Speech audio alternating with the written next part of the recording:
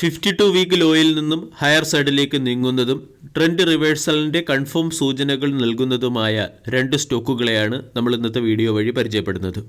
ഒന്നാമത്തെ stock Tata Motors. Tata Motors 717 എന്ന 52 week ലോയിൽ നിന്നും ഉയർന്ന് 790 ട്രേഡ് ചെയ്യുന്നു. കഴിഞ്ഞ 2 ദിവസമായി സ്റ്റോക്കിൽ സ്ട്രോങ് ബൈയിങ് മൊമെൻറ്റമാണുള്ളത്.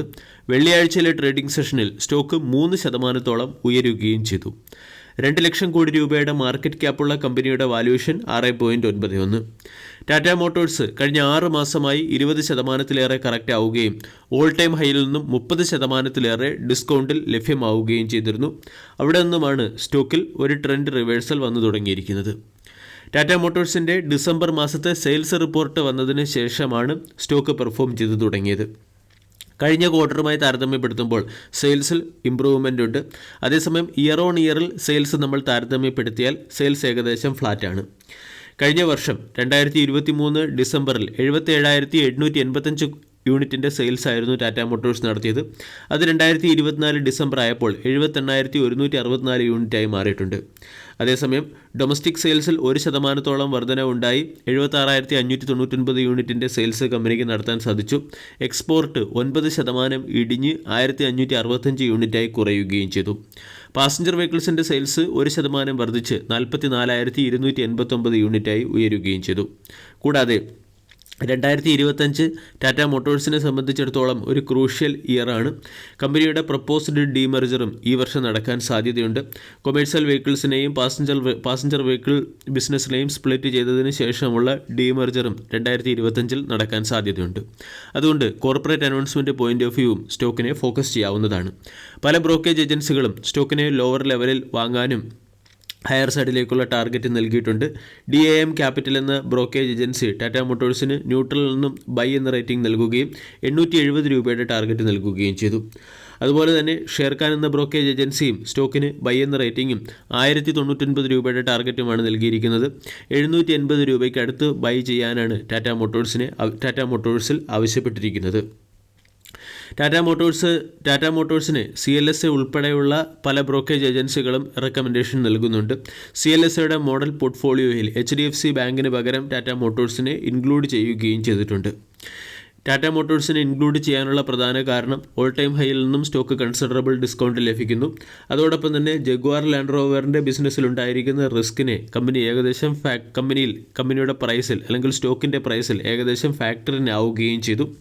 ഈ ഫാക്റ്റുകളൊക്കെ പരിശോധിച്ചാണ് CLSA ബൈ എന്ന റേറ്റിംഗും CLSAയുടെ മോഡൽ പോർട്ട്ഫോളിയോയിൽ ടാറ്റ മോട്ടോഴ്സിനെ ഉൾക്കൊള്ളിക്കുകയും ചെയ്തിട്ടുള്ളത്. ടാറ്റ മോട്ടോഴ്സ് കൂടാതെ NTPC, നെസ്ലെ ഇന്ത്യ, ബ്രിട്ടാനിയ തുടങ്ങിയ സ്റ്റോക്കുകളെയും മോഡൽ പോർട്ട്ഫോളിയോയിൽ ഉൾക്കൊള്ളിച്ചിട്ടുണ്ട്. NTPC ഡിസ്കൗണ്ട് പ്രൈസിൽ ലഭിക്കുന്ന ഒരു സ്റ്റോക്കാണ്. കൂടാതെ പവർ തീം ബേസ്ഡ് ആയിട്ടുള്ള കമ്പനിയാണ്. 2025 ക്യാപിറ്റൽ എക്സ്പാൻഷൻ പ്ലാനുമുണ്ട്. ഈ ഫാക്റ്റുകൾ പരിശോധിച്ചാണ് NTPCയെ മോഡൽ പോർട്ട്ഫോളിയോയിൽ ഉൾക്കൊള്ളിച്ചിരിക്കുന്നത്. നെസ്ലെ ഇന്ത്യ കൺസപ്ഷൻ തീമിലെ ഒരു മികച്ച സ്റ്റോക്കാണ്.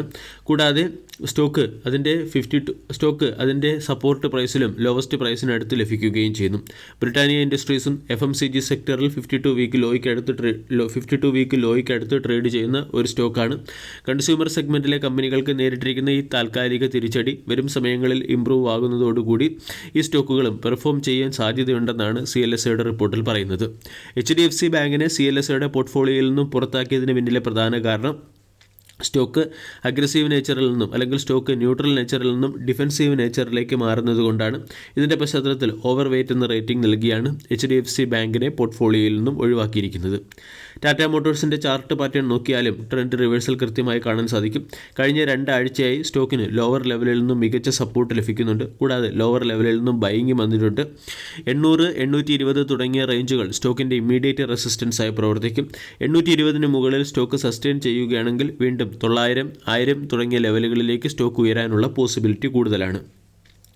ടാറ്റ മോട്ടോഴ്സിന് സമാനമായ രീതിയിലുള്ള ചാർട്ട് പാറ്റേൺ കാണുന്ന മറ്റൊരു stock Cholamandalam finance and investment Cholafin എന്ന സ്റ്റോക്കാണ്. ചോളാഫിനും 52 വീക്ക് ഹൈയിൽ നിന്നും കൺസിഡറബിൾ ഡിസ്കൗണ്ട് ലഭിക്കുന്നു. കൂടാതെ 1200 എന്ന സപ്പോർട്ടിനടുത്ത് ഒരു സ്ട്രോങ് ബേസ് ഫോം ചെയ്തതിന് ശേഷം ഈ സ്റ്റോക്കിലും ട്രെൻഡ് റിവേഴ്സൽ വന്നിട്ടുണ്ട്. ഈ രണ്ട് സ്റ്റോക്കുകളുടെയും ട്രെൻഡ് നോക്കുകയാണെങ്കിൽ ട്രെൻഡിൽ ബിയറിഷ് ട്രെൻഡിൽ നിന്നും സ്റ്റോക്ക് ബുള്ളിഷ് ട്രെൻഡിലേക്ക് മാറുകയും ബൈയിങ് മൊമെൻറ്റം വന്നു തുടങ്ങുകയും ചെയ്തു. 1350 ചോള ഫിന്നിനെ സംബന്ധിച്ചിടത്തോളം പ്രധാന റെസിസ്റ്റൻസ് ആണ്. 1350 മുകളിൽ സ്റ്റോക്ക് സസ്റ്റെയിൻ ചെയ്യുകയാണെങ്കിൽ ഫർദർ അപ്സൈഡ് മൊമെൻറ്റം പ്രതീക്ഷിക്കാം. വീഡിയോ എല്ലാവർക്കും ഇഷ്ടമായി എന്ന് വിശ്വസിക്കുന്നു. താങ്ക്